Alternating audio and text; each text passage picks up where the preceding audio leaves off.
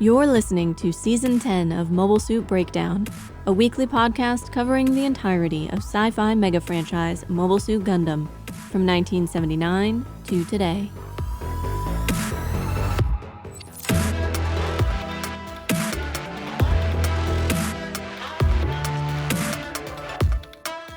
This is episode 10.43, Big Ship, Big Gun. And we're your hosts. I'm Tom, the Comet of podcasting.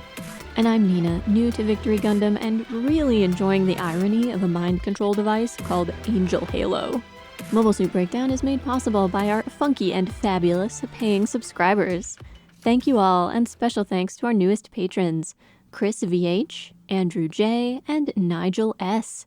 You keep us genki. This week we're covering Victory episode 43, Senjo no Suisei Fara, aka Fara, the Comet of the Battlefield.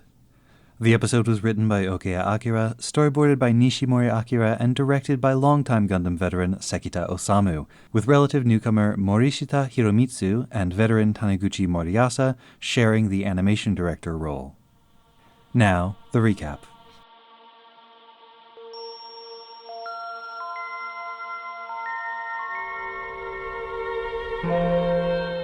Angel Halo has been completed, and the combined Ligue Militaire Federation force plans an immediate assault.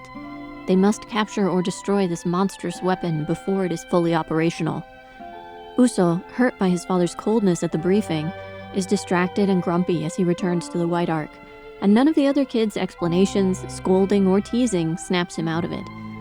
But bad mood or no, the enemy draws near. Soon Uso and his friends are shooting and slashing their way through the Bespa fleet. Meanwhile, Tassilo and Farah plot to use the battle not only to defeat the Ligue Militaire, but to wrest the Angel Halo from Kagati's control. Farah launches the Zanek with co-pilot Kill, who will fly and fire the cannon while she uses her new abilities for navigation and targeting. Far outside of visual range, Farah can sense Uso on the battlefield, but the first shot is a near miss, and the second, the beam wide enough that it cannot be fully blocked by a standard shield, shreds the legs from Milira's mobile suit. Knowing that he is the true target, Uso chases the Zanek, and the two suits trade beam cannon fire without doing much damage to each other. To Uso's shock, the Zanek draws near and then stops. Its cockpit hatch opens, and Farah emerges, floating towards him, arms outstretched. Somehow Uso can tell that this is not a surrender, and he trembles with dread. Farah, thinking of the 2 days she spent drifting in space before Tassilo's men retrieved her, tells Uso, "I'll give you a taste of the fear I felt."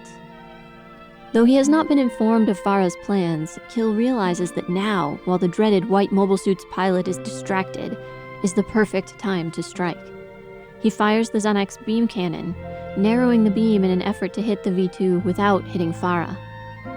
Little expecting that there would be a second pilot, Uso dodges just fast enough to save himself, but the V2's shield and right arm are blasted to pieces. While Uso darts away, Farah returns to the Zanek, orders Kill out of the cockpit, and, for his failure to kill Uso, shoots him in the face. Before Farah can renew her pursuit, reinforcements arrive from the Jeanne d'Arc, giving Uso time to return to the Lean Horse Jr. for a new hangar. On the way, he concocts a plan for dealing with the Zanek, and requests that the ship also launch as many Boots parts as they can spare. The Boots follow him in loose formation as Uso heads straight for the Zanek. When Farah fires at them, Uso uses the V2's wings to disperse the beam, then attacks her from above, while the Boots maintain constant fire on their way to crashing into the Zanek itself. Enduring strike after strike, Farah loses track of Uso, allowing him to land a few decisive blows, destroying the Zanek. Farah ejects just in time. But these skirmishes were just the beginning. The fleet battle is intensifying, and the White Ark finds itself in the thick of the action, with no allies nearby to call on for support and no clear path for retreat. Marbet grits her teeth and decides to set a course for Angel Halo. Across the battlefield, Uso senses Shakti's anxiety and, seeing the danger the White Ark is in, rejoins Odello and Tomash. All three return to the little ship to find everyone staring out the window of the bridge, Angel Halo clearly visible in the distance.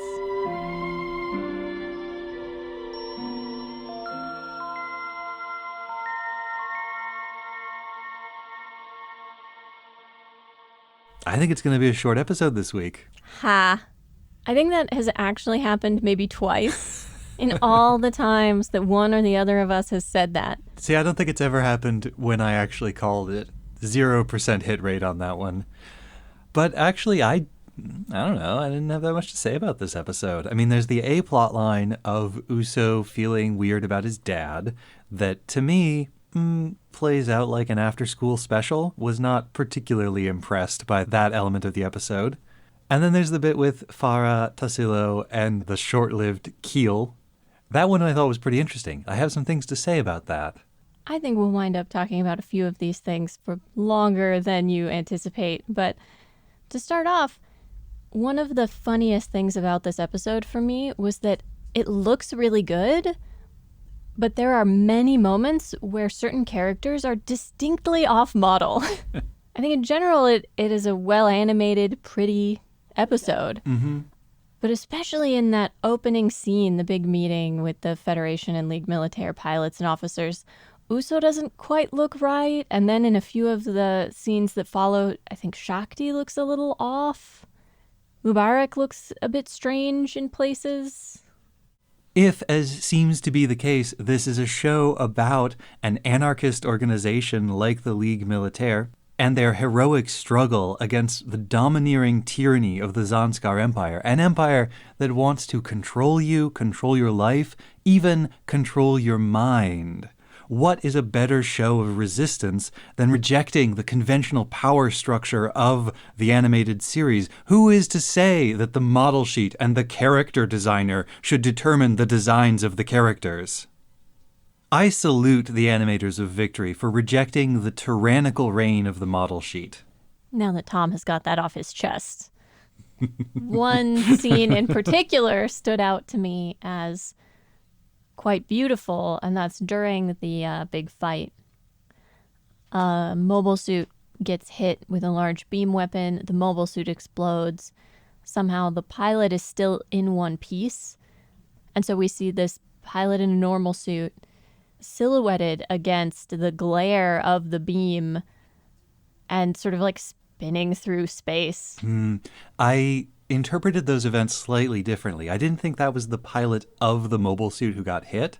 I thought that was Kill's dead body floating through space. Oh, maybe. I suppose it doesn't matter either way. It's still a beautiful shot. I found Uso's whole thing with his dad sort of sweet. It just treads ground that we've really mostly tread before, because it's a whole nother storyline about how Uso is caught between childhood and adulthood and is struggling with that transition. What he interprets as coldness from his father, most of the other kids, I think correctly, identify as like, well, of course he's not going to be the way he is with you in front of all of his work colleagues and bosses and allies. Like, he has to act different in this circumstance. That doesn't actually mean he's an unfeeling, mean dad. That's just how dads are. Sure. I remember the first time I had that realization that my dad was not going to be as, like, fun and affectionate and relaxed when we were in or around his work as he was at home. Yeah.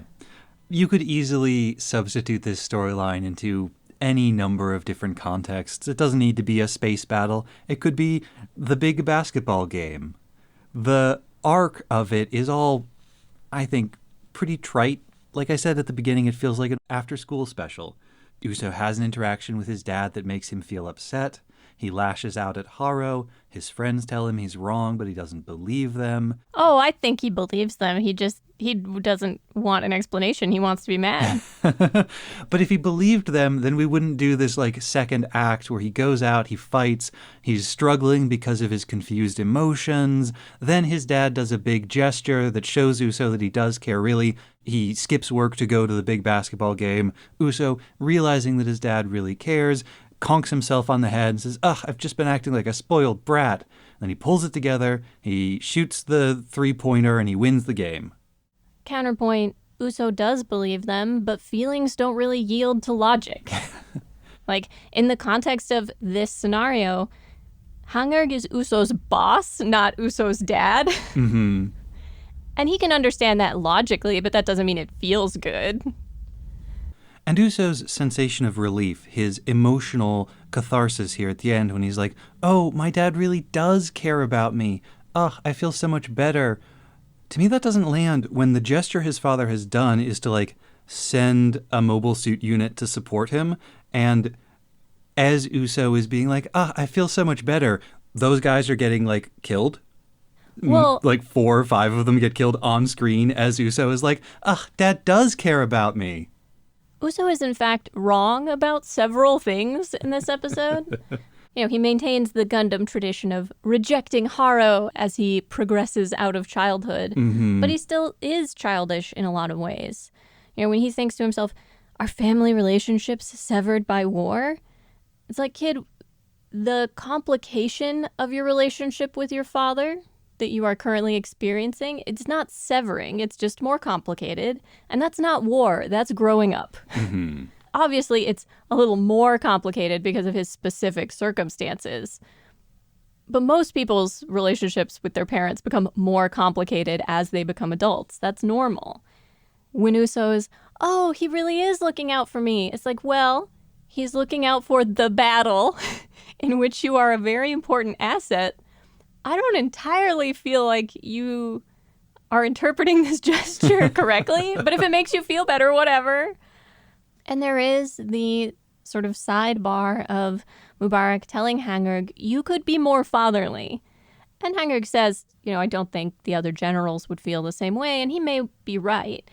But I don't believe for a second that had he really wanted to, Hangerg couldn't have found like a private moment with Uso to be fatherly and affectionate in. Like, I get that you can't do that in front of everyone, and that's fine. But 2 minutes alone before your son goes off to battle, you couldn't swing that? Sure. This bit with Hangerg and Mubarak is the most interesting part of this storyline to me. For the story as a whole, I guess my complaint kind of boils down to, I think they want me to sympathize with Uso, and I don't.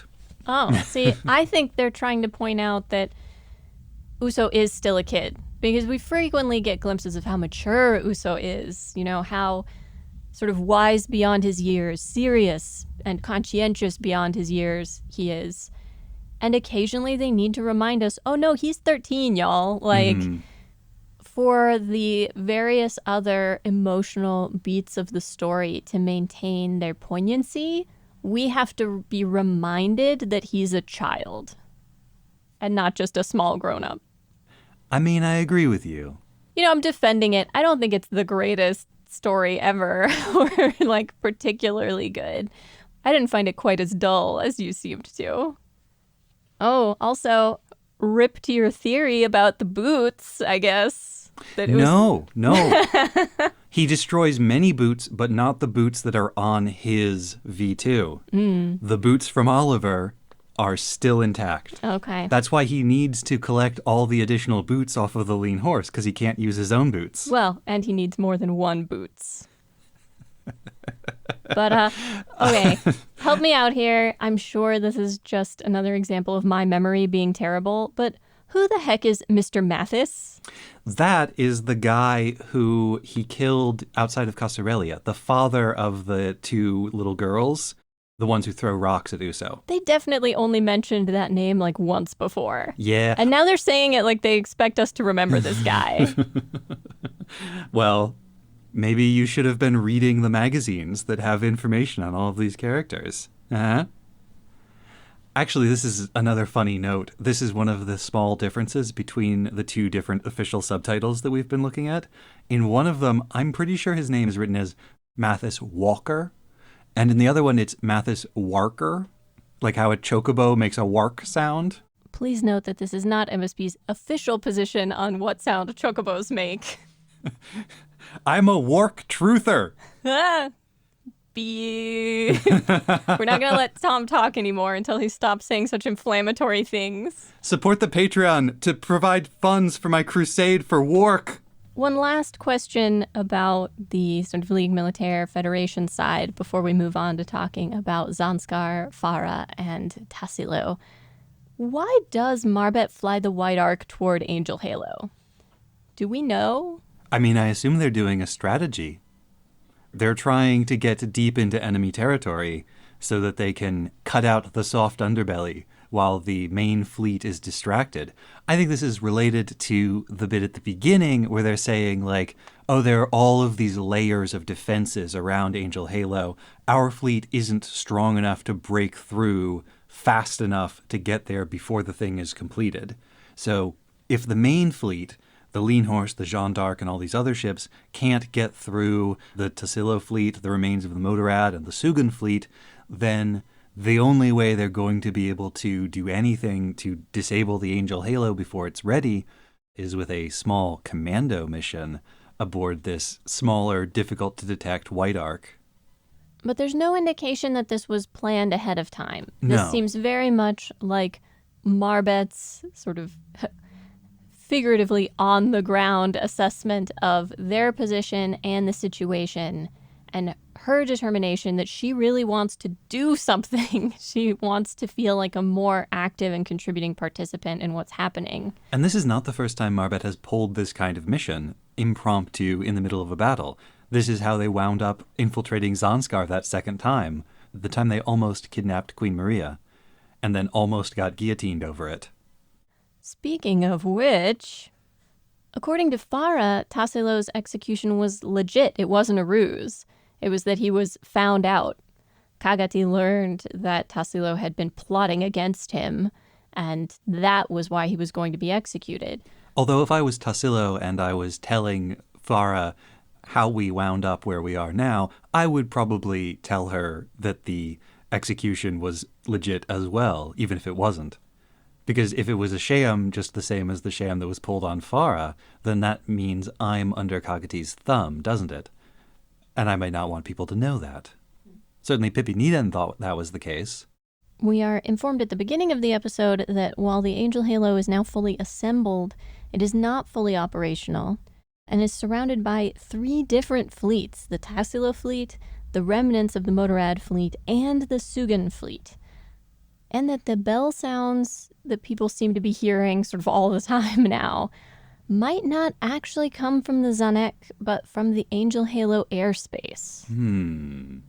There are a couple of shots in this week's episode where you can get a clear view of the bells at Farah's waist. And there's 2 clusters, but each cluster has 5 bells. And then she has the 3 bells on her head. And if she has 7 bells on her feet, then she is like the bell-covered scepter that shrine maidens use in the ceremonial dances that I talked about last week. Which kind of begs the question whether she herself is the medium, whether she herself is possessed by something, or whether she is the tool being used to try to induce that state in other people. Friend of the podcast, Storm, pointed out that there's a character in the Romance of the Three Kingdoms, Gan Ning, who also wears bells into battle. Though I don't know anything more about that. Well, could be protective, could be to scare his enemies. They know he's coming. Lots of possible explanations there. Quick side note and question. We learn that Fons Kagati is from Jupiter. That the Helium-3 miners have formed a united Jupiter Republic. Are we going to have a Gundam show set in and around Jupiter anytime soon, or that goes to Jupiter? It really feels like a wasted opportunity. They use it as, oh, this faraway place where cool stuff is happening, and then we never go there or learn anything more about it. I think you need to read the manga Crossbone Gundam. I think that's the only thing. Is this why everybody is obsessed with Crossbone Gundam? No. Okay. It's funny you talk about the instrumentality of Farah as a person, what her utility is. Because there's that bit when Hangerg and Mubarak are talking, and Hangerg is thinking to himself afterwards, as I had Mira, Uso, you have Shakti. And Hold your horses, Dad. And that should be enough. This is after Hangerg has been criticized for not being sufficiently warm and paternal to his child. Is Hangerg saying, as a man, you should get all of your soft, warm, fluffy emotional needs taken care of, satisfied by the nearest available woman. Like, I had my wife, Mira. You have your platonic common law wife, Shakti. I mean, they're raising a baby together, right? That's pretty close. I put a slightly less cynical spin on it, which is that Hangurg is basically prepared at this point to treat Uso as an adult man. Uso's not ready entirely to be treated as an adult, but Hangurg's ready to treat him like one after seeing his fighting prowess and how Uso has been able to handle himself and sort of navigate these difficult situations. And that, yeah, in the very heteronormative nuclear family sort of sense, as an adult man, Uso is supposed to find and cleave to a wife. He leaves his own family behind and creates a new one. And that he assumes that Uso and Shakti, after everything he's heard about them trying to protect each other, rescue each other, that they've known each other since childhood, he kind of assumes that they will wind up together.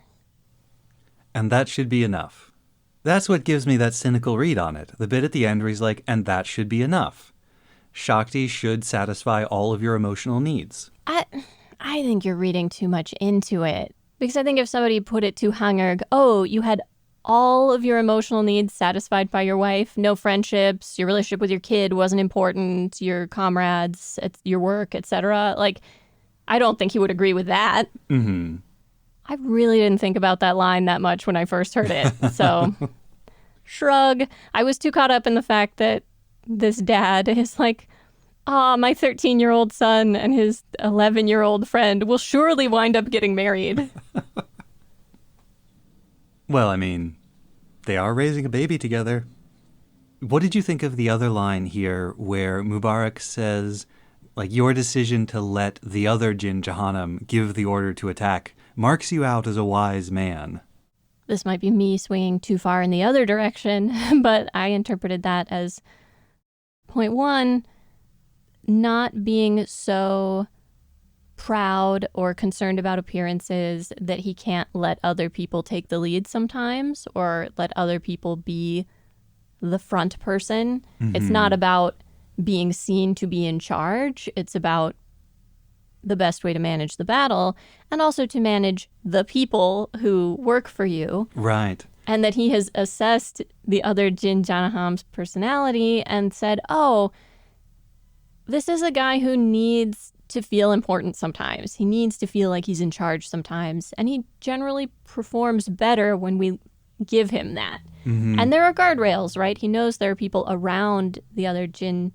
I keep saying Janaham. Jahanam. I'm just calling him Tanuki Jin from now on. Tanuki Jin. But anyway, he knows there are other people around this commander who will provide a steadying influence if needed, or who will ignore Jin if needed. And the morale boost Jin gets from being put in charge is valuable. Mm-hmm. It makes me think back to Maria and the whole thing about needing to, like, tend to people's spirits, needing to give people an idea to cling to beyond merely their immediate physical necessities. Yes, the order to go into battle needs to be given, but for Tanuki Jin's soul, he needs to be the one who gives it. And Hangurg can recognize that. And if Hangurg can recognize that in somebody like Tanuki Jin, why can't he recognize it in his own son? Oh, that's just parent-child stuff right there.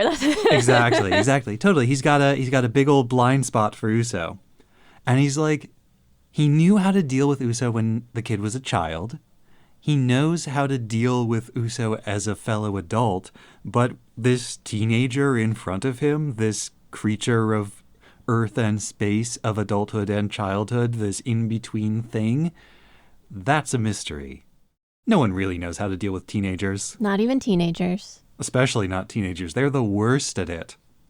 I did wonder, when Uso is remembering paragliding with his dad as a young child, when we return to Uso in the cockpit, he has quite an angry look on his face. He does. I was going to ask you about that. Is he angry because he's remembering this warmth and closeness between them that it feels as though he's lost? Or is he angry because the vibe was, oh, just trust me. Mm-hmm. Like, oh, you just need to trust me, but I'm not going to explain things to you. And he feels as though he's still being treated that way. Mm-hmm. And that's the way you treat young children, not the way you treat burgeoning adults. Yeah, I mean, there is an interpretation of this where Uso is in that emotional place where he just, like, nothing his dad does will satisfy him. If his dad treats him like a child, he gets mad. If his dad treats him like an adult, he gets mad. Haro is obviously still very helpful to him, but he rejects Haro's chomping. Mm-hmm. He is specifically angry at the way the Zanek has lured him because he says they are treating him like a child. And that probably follows off of the Lupe Shino stuff last episode. Like, he does not want to be treated like a child by these people. By anybody. Except his dad sometimes, but not all the time. Only when he wants it. Why can father not simply intuit whether I want to be treated as a child or an adult right now? Isn't dad supposed to know everything? Oh, title of this episode, Senjo no Suisei Fara, or Fara, the Comet of the Battlefield, would seem to connect Farah pretty directly with Char. You would think so. And yet, I don't really get Char vibes from her. We've had many discussions about who is the Char of this series, and it's never been her. Well... Or is this just a very common nickname for any sufficiently scary pilot? The comet, the red comet, the blue comet, one comet, two comet. Well, what are the characteristics of a comet? They move fast, they burn hot and bright and short. Indeed. But speaking of Farah, this is really her episode. Most of the most interesting things happening in the episode are her. Gratuitous butt grabs Yes, included. yes, this is what I was working up towards. Because obviously it doesn't exist in isolation. This is another relationship in the Zanskar hierarchy, commanding man, obeying woman. Like with Pippiniden, like with Chronicle, there is a physical, intimate relationship between the two. As with Pippiniden and Lupe, Farah is not into it. Farah rejects Tassilo's extremely casual pawing at her. I got more of a indifferent vibe, like she's willing to put up with it, but she's not interested in him really. She lets it go on for a little bit, but then she, turns over and, slaps his hand away and snarls at him, doesn't she? But that is in response to something he says, I think, not in response to the fact that he's touching her. Mm-hmm. But more broadly construed, these are all relationships in which a powerful man is, exploiting the body of a woman, whether that's using her as a soldier or pawing at her. As with Lupe and Pippiniden, Farah expresses some disinterest or even contempt for all the political machinations these men are wrapped up in. Farah doesn't care about any of that. Farah cares about fighting and about vengeance for what's happened to her. Mm-hmm. And in a, I don't know what wave of feminism this would be, a kind of way, she's using her sex appeal with Tassilo so that she can get revenge against various people she feels have wronged her. Lupe was using sex to get Pippiniden to do what she wanted. Mm-hmm. And seeing that replicated here, having identified 4 examples of this and seeing it in 2 of them, we are naturally inclined to wonder if that is happening in the others as well. And to be clear, there is still an obvious power imbalance here. Oh, yeah. It's still sexual harassment, right, even if women are trying to get something out of it. But Farah and Lupe are both using their bodies, using their sex appeal to manipulate the men above them, but those men are themselves exploiting their power in order to take advantage of these women's bodies. So the question is, should we read that same interpretation onto Katajina and Chronicle? I think not, because unlike the other women, Katajina cares about the political machinations and the political situation. Katajina is a true believer. And so her goals and Chronicle's goals are more united than any of these other pairings. making them almost a more idealized couple. Mm-hmm. Or did Katajina, as you recall, Katajina saw those Tomliats sitting at the hangar at Largain Base and immediately fell in love with the cool robot. Did she, in that moment, say, the only way I'm ever going to get one of these for myself is if I manipulate this idiot Prince Chronicle with my feminine charms? Maybe that's too cynical. But looking at these other relationships, we're invited to either compare or contrast. We don't have enough information yet to make that call. It's been a while since we have seen Katajina and Chronicle together. Yeah. Even when they're both, like, working together, even when they were on the Motorrad fleet, we almost never saw them together. They were talking about each other, sometimes occasionally talking to each other, but usually not. Further question, should we conclude, based on these other examples, that something similar is going on between Maria and Kagati? In a sense, Kagati is exploiting Maria's body because all of those big revival healing ceremonies she performs are really taxing for her. Moreover, he may not be exploiting her body for sex, but if some of her power derives from her being unmarried, this sort of untouched virgin queen, any pressure or control he exerts to make sure that she retains that state is still controlling her body and sexuality. Mm-hmm. Mm-hmm. She can't have a boyfriend. She can't get married. That would ruin the whole thing.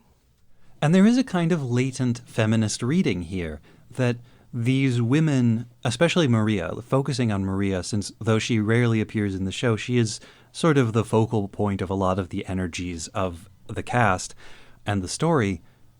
Maria is the mother figure who is being, in a very real sense, drained of her energies by her many children. And at the same time, exploited, dominated for political and other reasons by Kagati. So you have this idea of the woman, the mother, as the figure from whom society demands the most and gives the least. And a not dissimilar pattern already beginning to play out with Shakti. Mm-hmm. I have another thought about sexuality in Victory Gundam, but before we move on to that, We sure are talking a lot about sex these last couple of episodes. it is decidedly cruel of Tassilo to let Farah drift for 2 whole days before he has her rescued. No wonder she was almost gonna kill herself. Yeah, 2 days is a lot. She had 1 more day of food or water left. I cannot even begin to imagine how the terror of just drifting through empty space would affect your mind, your body. What a horrible way to go. I mean, we've seen what it did to her. There's a theory that in the intervening time between when she was rescued and when she reappears in the plot, that Farah underwent, like, cyber new type conditioning. But I think it's equally plausible that just, like, the experience of drifting through space like that kind of shattered her mind and opened her up to, as she says in this episode, the sound of the echoes of light. Yeah, listen to the echoes of light in space. I thought that was such a beautiful line. Yeah. That was so good. But yeah, that she, in a way, had this very intimate experience of space. She looked into the void and the void looked back, right? The sex politics of this episode continue when Farah has Kill join her in the Zanuck, which has the 2 seats, one in the front and one in the back. And while obviously this would not have been part of the thought process in 93, I couldn't help but think of Darling in the Franxx and various other works inspired by Darling in the Franxx, which is all about mobile suits piloted by men-women pairs, and the woman's pilot seat and the man's pilot seat put them in positions that look a lot like 2 people having sex. It's less explicit here, but she does tell Kill to treat the Zanuck, to treat the big gun like he would treat a woman. She's whispering in his ear. She's sitting behind him, coaching him on how to open up that third eye, if you will, and feel the universe, feel his enemy instead of look for them. Is that what they're calling it nowadays?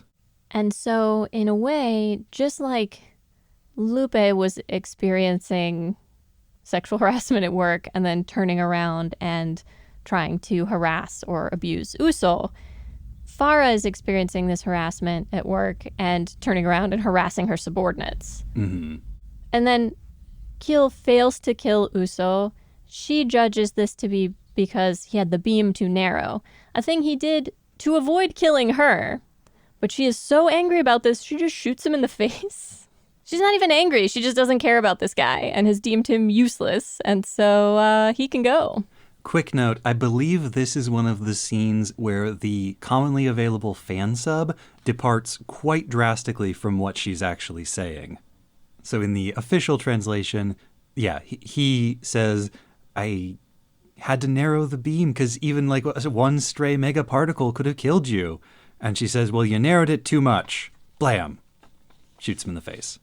So to me, this is strongly reminiscent, and I'm only putting this together right now, but this is really reminiscent of a scene from Zeta where Yazan, as he's leaving the ship, like grabs, I think the pilot's name is Adol, another new pilot who we've never met before, grabs Adol, sexually harasses him right there in the hangar, and then they go out and pilot together, and Adol ends up getting killed.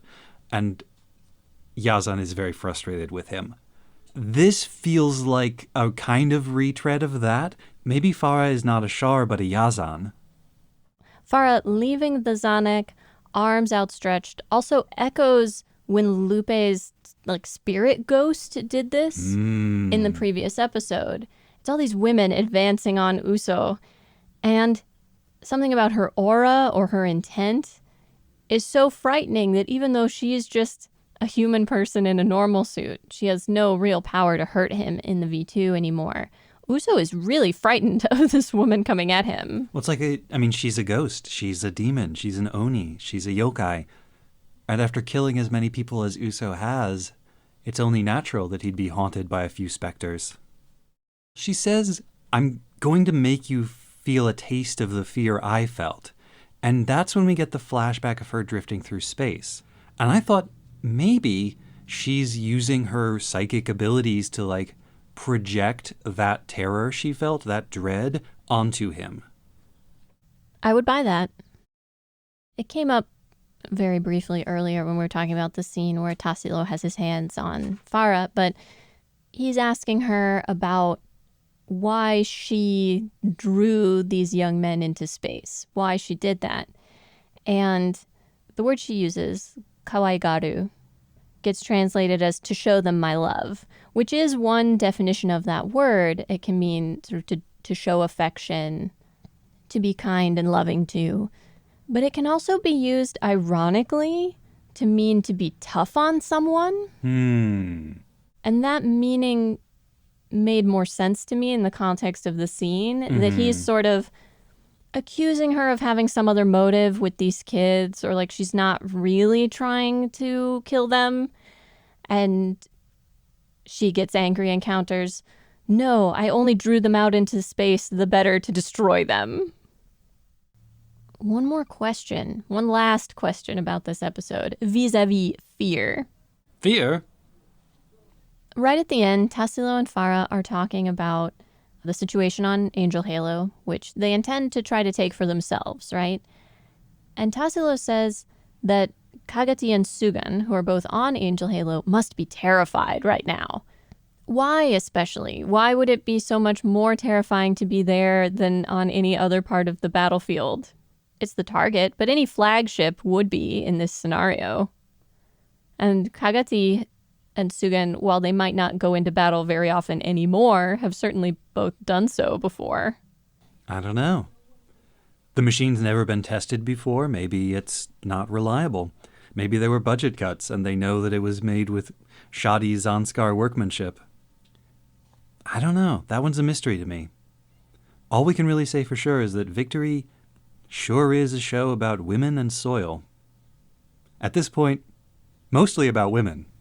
Yeah, Tom, there was no soil in this episode. If Kagati and Sugan are that scared, maybe one of them soiled himself. That would be very Tomino.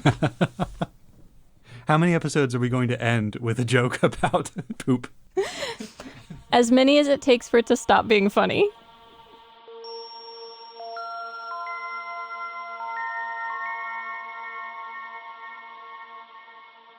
And now, part 3 of Tom's research on the history of the Yugoslav Wars. Welcome back to our intermittent series on the history of the Yugoslav Wars. This is part 3, World War II, part 1. Last time in our series, we talked about the first Yugoslavia, the kingdom that sprang into being in 1918 after the end of the First World War and the dissolution of the Austro-Hungarian Empire, and which endured a little over 2 decades of political and economic chaos before it was invaded and dismembered by the Axis powers in 1941. This week and next we'll be covering the events of World War II itself, events that set the stage for and eerily presage the dissolution of Yugoslavia in the 1990s. I wanted to do all of this in one episode, but it turns out that war, in addition to being bad, is also complicated. World wars and civil wars are especially complicated, and Yugoslavia endured both at the same time, so this is going to take a minute. In this episode, I'll set the stage and introduce the protagonists, and next episode, I'll talk about the events of the war itself. Before we dive in, though, a quick note about terminology. I'm going to be talking a lot about the people who live in Yugoslavia, sometimes as residents of a certain region, sometimes as members of particular ethnic groups. Many of the regions are named for ethnic groups, but the distribution of people across the region was extremely heterogeneous. There are Serbs in Croatia and Croats in Serbia and so on. So, for clarity, Serb, Croat, and Bosniak are ethnicities. They mostly all speak some variety of the Serbo-Croatian language, and they descend from the same South Slavic settlers, but are primarily distinguished by their faith. Serbs are predominantly Orthodox, Croats Catholic, and Bosniaks Muslim. Serbian, Croatian, and Bosnian are regional markers. Anyone resident in Serbia counts as Serbian for our purposes, Croatian in Croatia, etc. While the Kingdom of Yugoslavia faced countless political challenges during its short life, the defining struggle was between the Serbian-dominated central government, which included the royal family, and the Croatians, the second largest ethnic group within the kingdom, who saw the politicians, bureaucrats, and generals in Belgrade as just another flavor of foreign occupier. The foremost champion for the Croatian position was Croatian Peasant Party leader Stepan Radic. In 1928, he was murdered on the floor of parliament by a Montenegrin Serb deputy. The king, Alexander I, responded to this shocking act by abolishing the constitution and establishing a royal dictatorship. It was an attempt to hold the country together through his own personal gravitas. Radic's death and the abolition of any democratic avenue for change radicalized huge segments of the Croatian population. The power gap he left in Croatian politics was filled primarily by 2 men, the moderate Peasant Party leader Vlatko Maček and the radical nationalist Ante Pavelić, founder and leader of the Ustasha. Pavelić did not have a wide base of support, but he did command a small army of terrorists and enjoyed the material and ideological support of the fascists, especially Mussolini. In 1934, assassins from the Bulgarian nationalist IMRO organization, working hand-in-hand with Pavelić's Ustasha, assassinated King Alexander in front of a huge crowd in the streets of Marseille. The king's successors tried to appease the hungry fascists on their borders without surrendering their sovereignty completely, but that middle path grew narrower and narrower until it disappeared altogether, leaving full capitulation and open defiance as the only 2 options. Impressively, Yugoslavia managed to choose both capitulation and defiance, but they were in no position to fend off a simultaneous invasion conducted by 6 of their 7 neighbors. The invasion, which began with a decapitation strike in the form of an overwhelming bombing campaign against the capital of Belgrade, took less than 2 weeks and ended in Yugoslavia's unconditional surrender. The small kingdom's army had been caught flat-footed, was badly outmatched against the Germans, and the attack on Belgrade had destroyed their central command center. But that was not all that worked against them. As soon as the invasion began, several Croatian regiments had rebelled against their Serbian officers and went over to the Nazis. After the surrender, Yugoslavia was partitioned in the following ways. First, Germany, Italy, Hungary, Bulgaria, and the Italian Protectorate of Albania all fulfilled their cherished national ambitions by directly annexing long-contested territories on their respective borders, including the regions of Slovenia, Dalmatia, Kosovo, and Macedonia. Montenegro became an Italian protectorate, while Serbia and a horn-shaped strip of land to the north called the Banat were occupied by the German military. Only Croatia was allowed to remain nominally independent, and they even called it the independent state of Croatia, to make sure you know just how independent it totally was. It fell under the dictatorial rule of the Ustasha and our old friend Ante Pavelic, now back from exile and calling himself the Poglavnik, roughly equivalent to Führer. In truth, Pavelic and the Ustasha had not been the fascists' first choice for a puppet. They had offered independent Croatia to the peasant party leader I mentioned before, Vlatko Maček. He had the broadest base of support within Croatian politics, across all levels of society, but he was not interested in collaborating with the Nazis. In actual practice, and unsurprisingly, independent Croatia was subordinate to the war strategy and overall political agenda of both Hitler and Mussolini. Pavelic was a puppet, but an enthusiastic one. He wholeheartedly embraced fascist ideals and methods. Within days of the fall of Yugoslavia, the Ustasha government gave itself the power to persecute any enemy of the regime, including, of course, any Jewish person unlucky enough to fall within their grasp. This was especially painful since thousands of Jews had fled Germany to Yugoslavia in order to escape exactly this kind of abuse, and before the invasion, Yugoslavia had offered Jewish citizens relatively good treatment.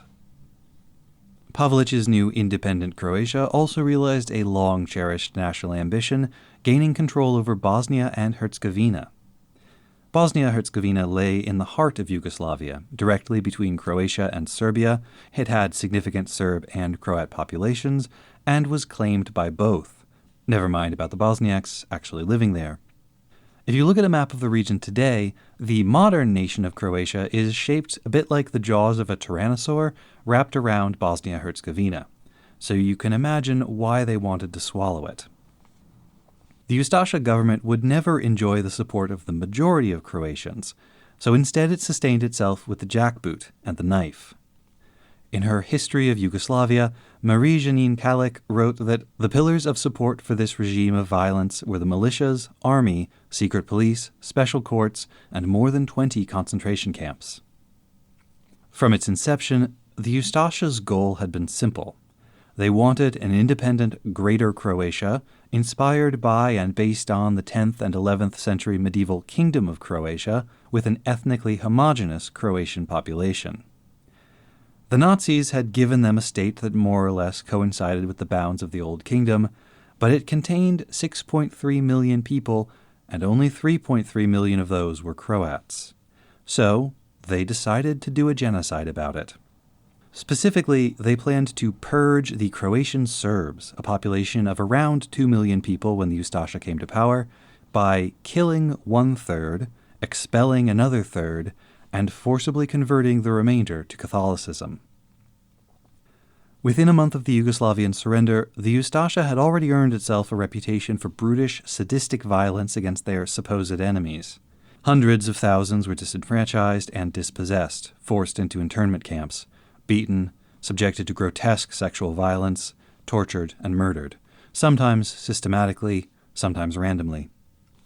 The Serbs bore the brunt of this violence, but Jews, Roma, and leftists were also targeted, with many being shipped off to die in German concentration camps. I will spare you the details, but it was as bad as you can imagine, probably worse. Even the Nazi officials monitoring events in Croatia wrote with evident horror about Ustasha atrocities.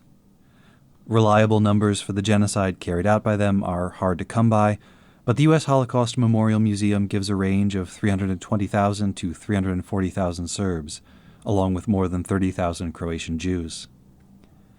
Other estimates are much, much higher. Since Orthodox Christianity was inseparable from Serb identity in Croatia, the Ustasha specifically targeted the Orthodox Church, killing, torturing, or expelling hundreds of priests, and desecrating or destroying Orthodox churches. At least 250,000 Orthodox Serbs were forced to convert to Catholicism, although Ustasha units would also use faux conversions to lure Serbs out of hiding in order to kill them more easily. In the region that had been Bosnia-Herzegovina, the Ustasha preferred cultural annihilation, removing all mentions of the region's old name and declaring that there was no such thing as a Bosniak, only, quote, Croats of Islamic faith, which angered the local fascists who had thought that Nazi rule meant that they would get their own quasi-autonomous fascist state. Hitler ignored their complaints. The German-occupied parts of Yugoslavia, including Serbia, were spared the particular horror of Ustasha rule, but the people there were still subjected to all the ordinary horrors of Nazi occupation and Holocaust. The Nazis saw all Slavs, especially Serbs, as members of a filthy, subhuman race, only fit to live as slaves. They carved out a special little exception for the Croats, but considered even their allies in the various collaboration governments to be disloyal by nature, characterless, and idle. All state functions remained firmly in German hands, and the lives of the local people became disposable.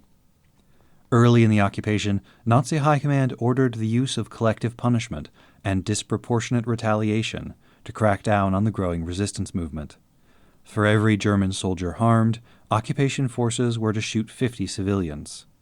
Should a German soldier be killed, then 100 locals had to die. They were meant to focus on community leaders, intellectuals, and their families, but in practice, the occupation soldiers would simply grab anyone they happened to come across off the street.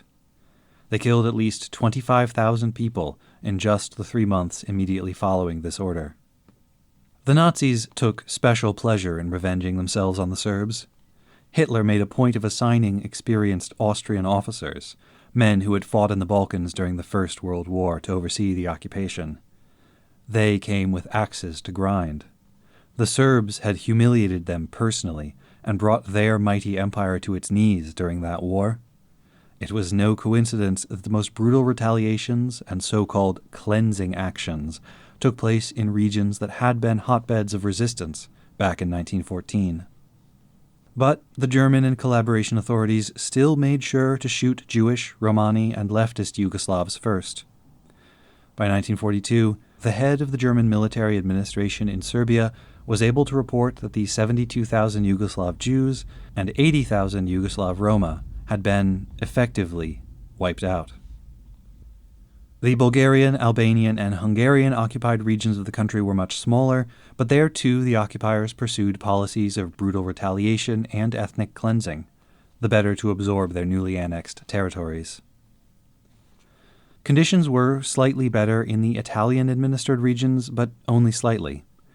They lacked the enthusiasm for the Nazi racial extermination program and resisted German pressures to, for example, turn over any Jews caught within their sphere of influence. But Mussolini's army had studied the brutal art of colonial violence in their African conquests, and they too saw the local Slavs as subhuman, inferior. They bombed villages to splinters, executed countless hostages, and interned tens of thousands more. The scale and severity of the reprisals hint at the level of resistance the occupiers and their collaborator allies faced. The lightning-quick collapse of the Royal Army had left the Yugoslavs shocked, demoralized, and scattered, but active, disorganized resistance began immediately. Neither the Ustasha nor the Serbian fascists ever enjoyed majority support among the people they ruled, and the brutality of their rule only served to drive more people to take up arms. In 1941, German informants observed lots of fascist flags and big crowds at rallies, but under the surface the people were wary and already on the verge of active resistance. In 1942, a German general warned that representatives of the Ustasha movement make themselves unpopular time and again through their arrogance, despotism, greediness, and corruption. Misdeeds, theft, and murder continue unabated. By early 1943, the Supreme Commander for the region complained that the government had no support left, even among the Croats for whom they claimed to act. The first organized resistance came from the Chetniks, nationalist Serbs, survivors from the old Royal Army, gendarmes, police officers. Their leader was a certain Colonel Mihailovich, known as Draja, a veteran of the Balkan Wars of 1912 and 1913 and the First World War. When the order to surrender came down from high command, Draja instead took his small unit up into the mountains, eventually setting up a base of operations in a place called Ravna Gora. His first order of business was making contact with the Allies and gathering as many survivors from the Royal Army as possible to serve under his black and white flag, emblazoned with a skull and crossbones and the slogan, "For the King and Fatherland, freedom or death." Ironically, 2 years before the invasion, Draja had gotten himself into trouble for writing a report criticizing the army's defense plan. He had argued that rather than trying to hold the Nazis at the border, they should concentrate their forces in the mountainous interior and use guerrilla tactics to harass the invaders. That report had infuriated the minister of the army, Milan Nedic, who, double irony, was now the head of the collaboration government in occupied Serbia. Draja's Chetniks fought to return to the old order, the reunion of the country, the return of the king, and restoration of the monarchy, as well as the continuation of Serbian preeminence within Yugoslavia.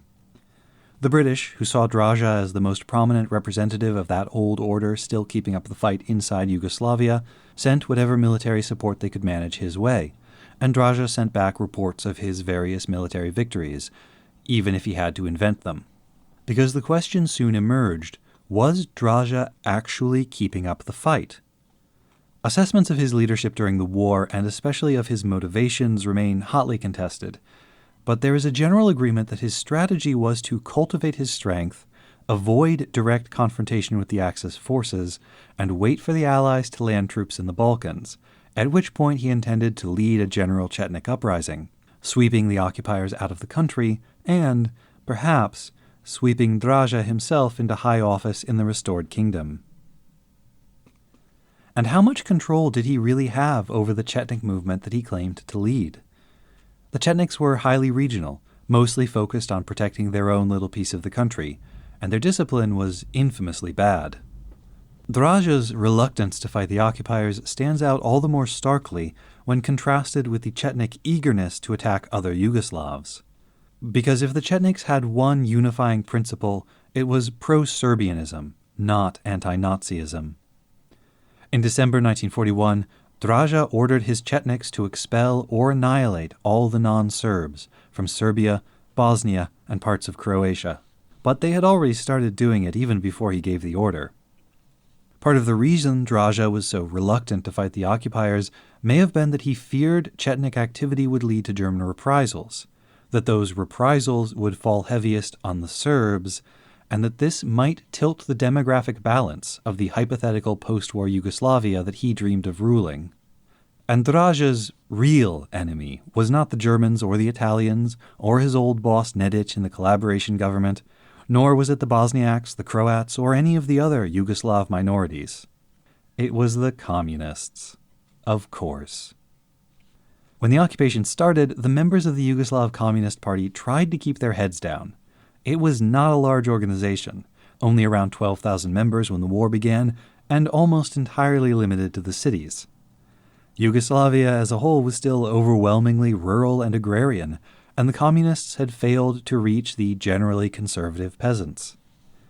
The Molotov-Ribbentrop Treaty of Non-Aggression between Germany and the USSR was still in effect, and Stalin did not want the Yugoslavian communists starting trouble. When Hitler broke the pact by invading the Soviet Union in June 1941, the Yugoslav communists went into open revolt. Hitler's strategic justification for invading Yugoslavia in the first place had been to secure the southeastern border as preparation for the planned invasion of Russia.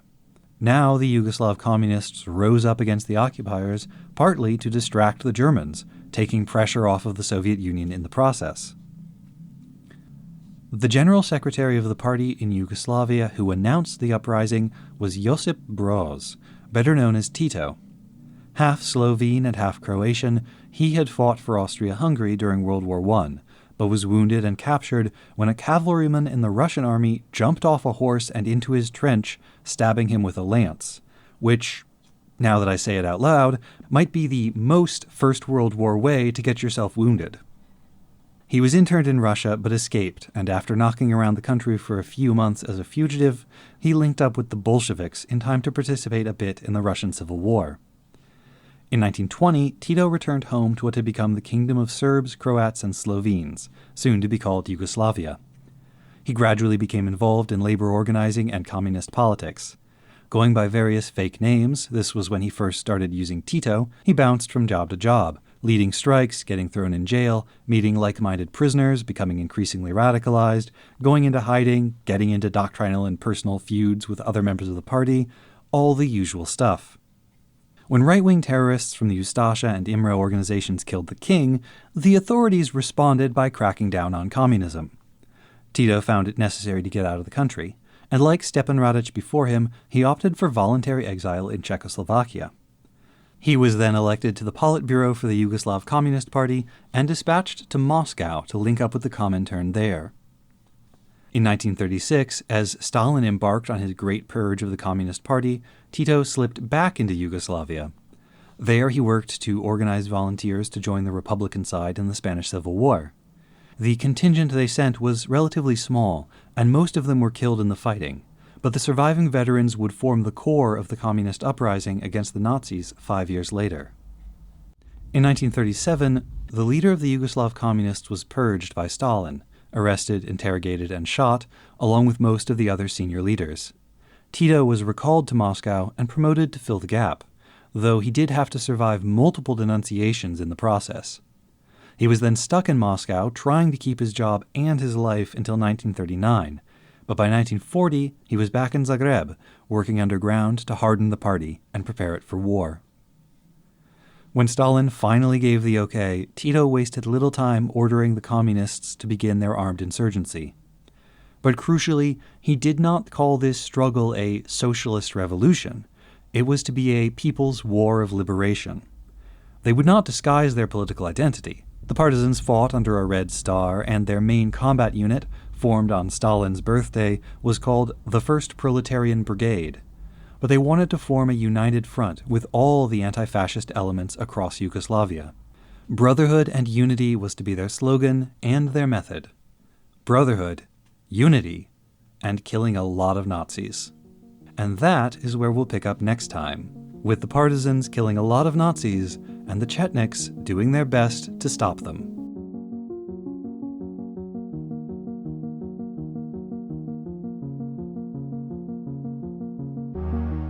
Next time on episode 10.44, Hope Springs Eternal, we research and discuss Victory Gundam, episode 44, and a new type of Esper just dropped. Dude, read the room. Katamari Victory.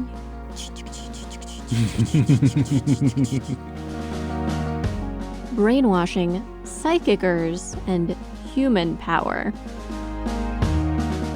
How is Bobby formed? Farah seems like the type to pull wings off of flies and light ants on fire. Hootin', hollerin', carrying on. A bubblegum crisis. And friendship ended with free will. Now forcing people to be good is my best friend. Please listen to it. Mobile Suit Breakdown is written, recorded, and produced by us, Tom and Nina, in scenic New York City, within the ancestral and unceded land of the Lenape people, and made possible by listeners like you. The opening track is Wasp by Misha Dioxin. The closing music is Long Way Home by Spinning Ratio. The recap music is Slow by Lloyd Rogers. You can find links to the sources for our research, the music used in the episode, additional information about the Lenape people, and more in the show notes on our website, GundamPodcast.com. If you'd like to get in touch with us, you can email hosts@GundamPodcast.com or look for links to our social media accounts on our website. And if you would like to support the show, please share us with your friends, leave a nice review wherever you listen to podcasts, or support us financially at GundamPodcast.com/Patreon. You can find links and more ways to help out at GundamPodcast.com/support. Thank you for listening. There are a lot of wrong Gundam opinions out there corrupting the fandom. Wrong opinions like, did Chronicle Asher abandon his earlier morality in favor of imperial nationalism? No, he was merely replaced by a more biddable body double. Not Chronicle Asher, Chronicle Beesher.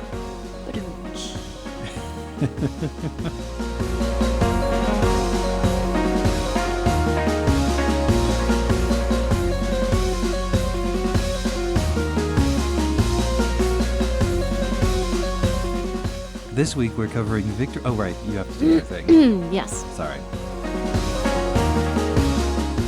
I had to physically hoist Tigress off of my lap in order to do this recording session. So I hope you'll all be my character witnesses when she has me tried at The Hague. I don't know. I didn't see the incident. I really can't speak to how you're behaving.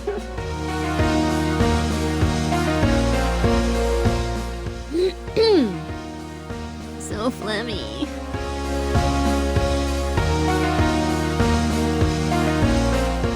Oh, look, here she is. Conveniently timed. Hello. Hi. Hi. You heard us talking and you thought maybe we were going to be interesting. More fool you. Are you gonna come up into my lap? Is that what's gonna happen next?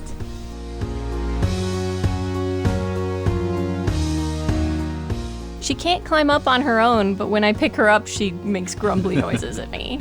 She gets mad. No lift, only lap. Kitten. No. Lap or no lap, desk is not an option.